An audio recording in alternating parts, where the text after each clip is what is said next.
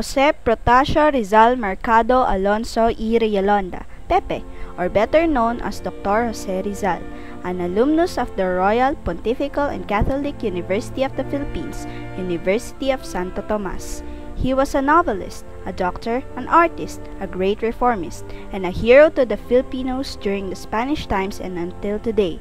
But behind these impressive things about him, there was still a chapter in his life not detailed to many, but brought him forth of his liberal ideas, achievements, and a lot of meaningful memories. Join me as we take a tour over the European cities and discover the story behind Rizal's European sojourn.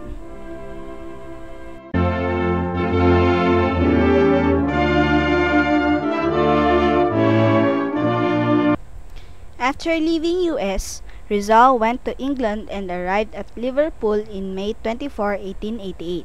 He chose England for the following reasons. First, he wanted to learn the English language. Second, he wanted London to be his temporary sanctuary for about 10 months. Third, he thought that it was a great place to research about his articles for La Solidaridad and to write poems and essays on different topics.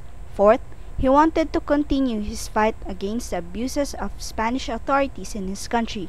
And last but not the least, for him to be able to make his annotated version of Dr. Antonio de Morga's Sucesos de las Islas Filipinas. Gertrude Becket, who was the eldest of the Becket sisters and was said to be romantically involved with Rizal. One of Rizal's most successful work in London was his annotation of Dr. Antonio de Morga's Sucesos de las Islas Filipinas.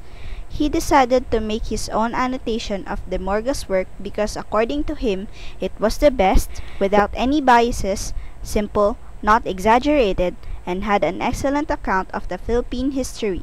Another notable work was the Letter to the Young Women of Malolos, published in February 1889. This letter was originally written in Tagalog upon the request of Marcelo H. del Pilar, as an honor to the brave young ladies of Malolos, who then established a school where they could learn and study the Spanish language in spite the opposition of Father Felipe Garcia. Rizal did not only wrote articles and letters, but he also made some sculptural works, and one of them was the Triumph of Science over Death.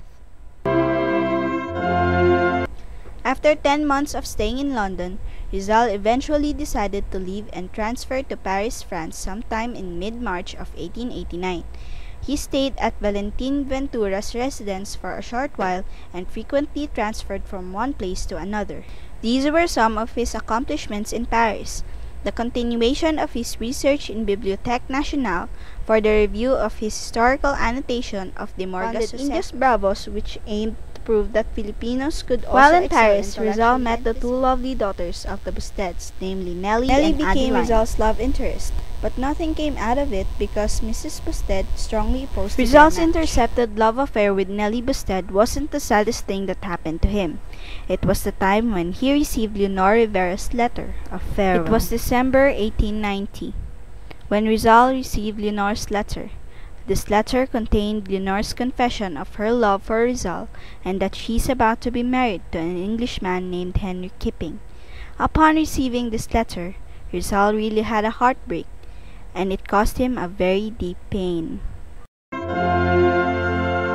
After leaving Paris in January 28, 1890, Rizal went to Brussels, Belgium because of the following: financial reasons, it was less expensive and it was more quiet place to stay, and to be able to continue his writings of the last chapter of his El Filibusterismo. One of Rizal's famous work in Belgium published in La Solidaridad was the Filipinas dentro de 100 años, which dealt with the possibility of the Filipinos to revolt against Spain and was published in 4 series from September 1889 Rizal met to Suzanne February Jacobi 1890 and became romantically involved with her.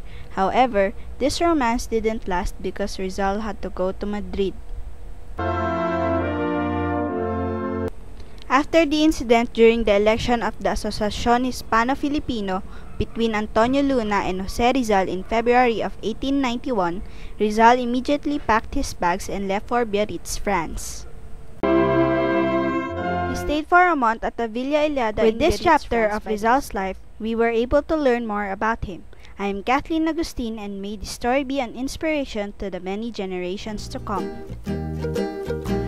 Matayog ang lipay Talunan sa ranggola ni Pepe, matayog ang pangarap ng matandang bingi. Umihip ang hangin, nawala sa paningin, sigaw ng